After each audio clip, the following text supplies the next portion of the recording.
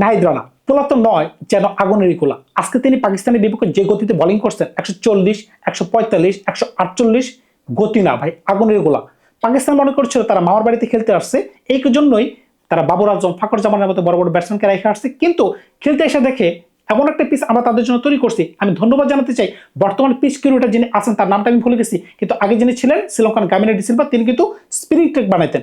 কিন্তু ধন্যবাদ জানাতে হচ্ছে ওনাকে, কেননা আমরা কিন্তু 2027 সালে বিশ্বকাপ খেলতে যাব সাউথ আফ্রিকাতে, ওইখানে কিন্তু এই ধরনের পিচ আমরা পাবো। এমনকি ওইখানে কিন্তু আমাদের নাহিদ রানার মতো বলার প্রয়োজন, যাতে আমরা বিপক্ষ দলকে ব্যাকফুটে ফেলা দিতে পারি। খেয়াল করে দেখবেন আজকে নাহিদ রানা যে ধরনের দুর্দান্ত বোলিং করছেন, প্রথম 5 ওভারে তিনি তার ব্যক্তিগত 5 ওভারে 5টা উইকেট তুলে নিয়েছেন। কোন ধরনের 5টা উইকেট তুলে নিয়েছেন? টপ অর্ডারে একদম কুমোর ভাই গেছেন। তিনি যখন আসলেন 41 রানে প্রথম উইকেট পড়ছে, 70 রানের মাঝখানে পাকিস্তানের 5 থেকে 6টা উইকেট নাই। সুতরাং বুঝতেই পারতেছেন একবারে শেষ। এখন পাকিস্তান কেন ব্যর্থ হয়েছে? কারণটা হচ্ছে সিম্পল হিসাব, পাকিস্তান দলে বর্তমানে ওই ধরনের বলার নাই যারা নেটে তাদেরকে এই ধরনের বোলিং করতে পারবে। একটা সময় যখন শোয়েব আখতার ছিল, ওয়াসিম আক্তার ছিল, ওয়াকির রহমান ছিল, তারা যে ধরনের গতিতে বল করতে পারতেন, এমনকি মোহাম্মদ সামিরা ছিলেন, ওয়াব রিয়াজ ছিলেন, তারা কিন্তু ভালো বোলিং করতে পারতেন। তখন কিন্তু পাকিস্তানের ব্যাটসম্যানরা ভালো বোলিং খেলতে পারতেন, ভালো ব্যাটিং করতে পারতেন। এখন যেহেতু তাদের কাছে ওই ধরনের বলারই নাই, তাহলে নেটে কারা বোলিং করবে? সুতরাং বুঝতেই পারছেন আপনি মেশিন দিয়ে কিন্তু ওই ধরনের প্র্যাকটিস করতে পারবেন না, কারণ কি হাত থেকে যখন বল পড়বে তখন কিন্তু সুইং হবে, তখন কিন্তু ব্যাটসম্যান এগুলো খেলতে খেলতে অভ্যস্ত হয়ে যায়। হঠাৎ করে যখন আপনি নাহিদ রানার মতো বলার আপনি পেয়ে যাচ্ছেন, পিচ থেকে যখন আপনার একটু এক্সট্রা ফেসিলিটি পাচ্ছেন, তখন কিন্তু পাকিস্তানের ব্যাটসম্যানরা ধামাচাপা খেয়ে যাচ্ছে। এই ধরনের বল কিন্তু তারা খেলে অভ্যস্ত না, এটা কিন্তু নতুন না। আমাদেরই বলার নাহিদ রানার কথা বলতেছে, মনে পড়ে কি আপনাদের? আমরা যখন পাকিস্তান গিয়েছিলাম, রাওয়ালপিন্ডিতে টেস্ট খেলেছিলাম, আমরা কিন্তু বাবর আজম, এমনকি শাদ শকিল, এমন মিলে কিন্তু আমরা 4 জন ব্যাটসম্যানকে তিনি একে আউট করে ফেলছিলেন। সুতরাং বুঝতেই পারতেছেন নাহিদ রানা ভয় কিন্তু তাদের বিরুদ্ধে অবশ্যই আগে থাকার কথা কিন্তু তার মনে ভুলে গেছিল। ক্রিকেটে যদি আপনি হিসাব করতে যান, আপনি অনেক ব্যাটসম্যানদের বিরাট বিরাট কীর্তির কথা আপনি সহজে মনে করতে পারবেন, কিন্তু বলারদের সাফল্যের কথা খুবই কম। কারণটা কি, বর্তমানে কিন্তু টি-20 যুগে এসে এমন ধরনের পিচে খেলা হচ্ছে শুধুমাত্র রান আর রান, কিন্তু কিছু কিছু স্পেল কিন্তু আপনি ভুলতে পারবেন না। যেমন নাহিদ রানার আজকের স্পেলটা কিন্তু আজকে যারা খেলা দেখছে তাকে কিন্তু কখনোই ভুলতে পারবে না। কারণটা কি, প্রথম 5 ওভারে 5টা উইকেট, একটা ওভারও তিনি মিস করেন নাই, দুর্দান্ত মানে দুর্দান্ত।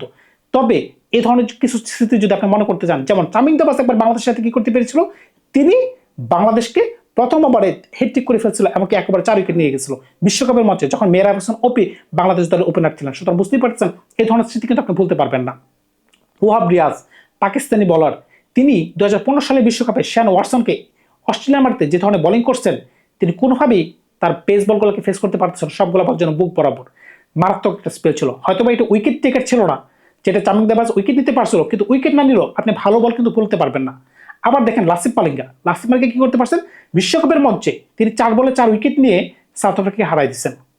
মিচেল জনসন অ্যাশেজের মঞ্চে তিনি ইংল্যান্ডের বিপক্ষে ঘরের মাটিতে যে ধরনের দুর্দান্ত একটা স্পেল করছেন, প্রত্যেকটা বল যেন 150 গতির উপরে, এমনকি 150-এর উপরে, তিনি সম্ভবত 20-30 রান দিয়ে 6 থেকে 7 উইকেট নিতে পারছেন। তো এই ধরনের বল কিন্তু আপনার কালে বদ্রে হয়, যেটা আজকে নাহিদ রানা করতে পারছেন। তবে পিচ যদি এই ধরনের কন্ডিশনে থাকে, বাংলাদেশ অবশ্যই ভালো করতে পারবে। এটার পেছনে কারণটা কি আপনি খেয়াল করে দেখেন, বিগত 4-5 বছরের মাঝখানে আমাদের কোন ধরনের পেস বল কোচ ছিল? বর্তমানে কে আছে? শন টেট, দুর্দান্ত কিন্তু তিনি কিন্তু শোয়েব আখতারের পরে দ্বিতীয় সর্বোচ্চ দ্রুতগামী বলার। এমনকি তার আগে কে ছিলেন? আমার সবচেয়ে প্রিয় Allan Donald, South African pace bowler. আমি ছোটবেলায় যার বল দেখতে খুবই ভালোবাসতাম, তার যে লাইন এবং লেন্থ, এমনকি তার যে বোলিং অ্যাকশন, দুর্দান্ত দুর্দান্ত মানে দুর্দান্ত। তারা ছিল বাংলাদেশের কোচ। এখন বাংলাদেশের বলার কারা কারা আছেন খেয়াল করে দেখবেন। আজকে নাহিদ রানা দুর্দান্ত বল করছে, কিন্তু শুরুর দিকে কিন্তু মোস্তাফিজুর রহমান এমন কিন্তু তাসকিন কিন্তু ওই ধরনের কিন্তু পেস থেকে সহযোগিতা পাচ্ছে না, কারণ কি পেস কিন্তু ম্যাটার করে। পেসের কারণে কিন্তু ব্যাটসম্যান পরাস্ত হয়ে যাচ্ছে। এখন বাংলাদেশের কাছে যে ধরনের বলার মজুদ আছে, আজকের ম্যাচে নাহিদ রানা ভালো বোলিং করছে, লাস্টের দিকে মোস্তাফিজুর রহমান, এমনকি তাসকিন ভালো বোলিং করছে, এমনকি শরীফুল ইসলাম বেঞ্চে বসে আছে, হাসান মাসুদ আছে, তারপরে আরো 2 একজন বলার আছে, তেমন তানজিদ সাকিব আছে। তারা কিন্তু সবাই কিন্তু এই গ্রুপের মেম্বার। আমরা যখন 27 বিশ্বকাপে যাব, তারা কিন্তু সবাই কিন্তু ভালো বোলিং করতে পারবে। আমাদের এই বোলিং অ্যাটাক কিন্তু যে কোনো দলের জন্য একটা ভয়ঙ্কর হতে পারে। সুতরাং বুঝতেই পারতেছেন আজকে পাকিস্তান কিন্তু প্রায় ব্যাকফুটে চলে গেছে। কারণটা কি, তার কিন্তু চিন্তাই করে নেই যে এই ধরনের সহযোগিতা বা এই ধরনের মদত বাংলাদেশের পিচ থেকে উৎপন্ন হতে পারে। খেয়াল করে দেখবেন আমরা যখন ব্যাটিং করতে আসলাম, তখন কিন্তু পাকিস্তান কিন্তু সেম ট্যাকটিক্স ফলো করার চেষ্টা করতেছে, শর্ট বল দিতেছে, যেটা নাহিদ রানা করছে। কি ভাই, নাহিদ রানার কাছে তো পেস আছে, পেসের কাছে আপনি পরাস্ত হয়েছেন। আপনি 130, 135 এই গতিতে যখনই আপনি শর্ট বল দিবেন, তখনই কিন্তু আপনি আমাদের তানজিদ যেভাবে আপনাদের পুল পুল পুল করে 4 ছক্কা মারছেন, ইজিলি মেরে দিবেন। বিশেষ করে আবরার আহমেদ যখন আসলেন, একবার 2টা ছক্কা মারলেন, খেলা কিন্তু ওই জায়গায় শেষ। খেলা তো আগে থেকেই শেষ, কিন্তু তারপরও কি মানে আপনি বুঝাইলাম যে এই ধরনের বল বা এই ধরনের বলার এখন আর চলে না।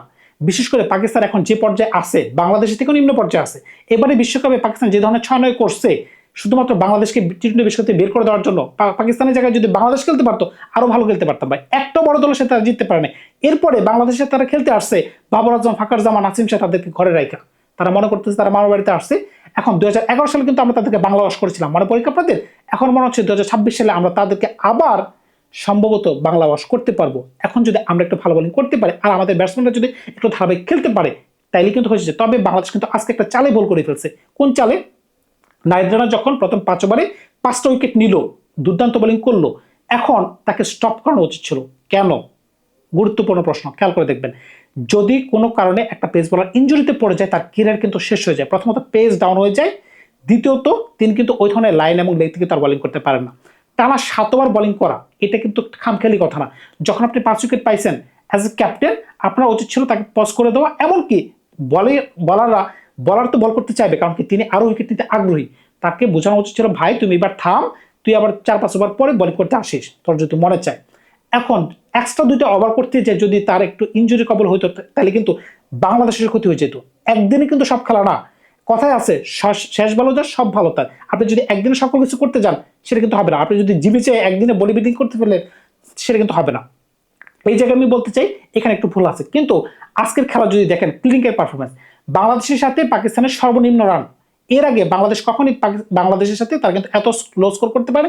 এমনকি বাংলাদেশ যেভাবে চেস ডাউন করছে, ক্লিনিকের পারফরমেন্স, ব্যাটিংয়ে তানজিদ দুর্দান্ত, মানে দুর্দান্ত। আমার কাছে মনে হচ্ছিল একটা কন্ট্রোভার্সিয়াল সিদ্ধান্ত, তানজিদ কেন আজকে ওপেনিং এ ছিল, কিন্তু তিনি আজকে দেখাই দিচ্ছেন সৌম্য সরকারকে বাইরে রেখে যে আমরা যে তানজিদকে দলে রাখছি, এটা কিন্তু আমাদের জন্য একটা ভালোই হয়েছে। তবে নাহিদ রানার বিরুদ্ধে আমাদের অবশ্যই মনোযোগ হইতে হবে। বিশেষ করে আমি আবারও ধন্যবাদ জানাতে চাই বর্তমান যিনি আমাদের বোলিং কোচ আছেন, শন টেইট, অ্যালান রোলান। সুতরাং বুঝতেই পারতেছেন, এখন যদি আমাদের পেস বোলিং ইউনিটটা ঠিক থাকে, আমরা যদি আমাদের ক্রিকেটটাকে, বিশেষ করে ব্যাটিং অর্ডারটাকে একটু সুন্দর করে সাজাতে পারি, আর যদি 4-6 এমনকি সিঙ্গেল রোটেশন এগুলোকে ধরে ধরে খেলতে পারি, তাহলে কিন্তু খেলা কিন্তু সুন্দর হয়ে যাবে। ধন্যবাদ সবাইকে, ভালো থাকবে আপনারা।